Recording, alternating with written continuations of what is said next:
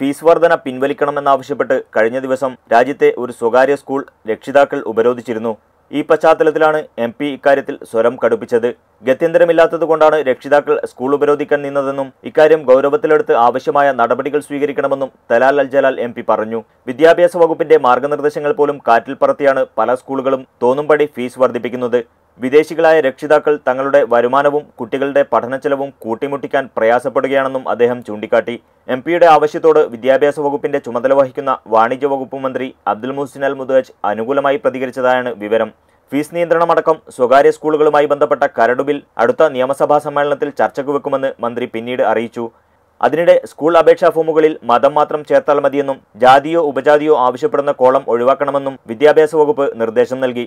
ചില വിദ്യാലയങ്ങളിൽ സുന്നി ഷിയ വർഗീകരണം ശ്രദ്ധയിൽപ്പെട്ടതിനെ തുടർന്നാണ് അധികൃതർ ഇത്തരമൊരു നിർദ്ദേശം പുറപ്പെടുവിച്ചത്.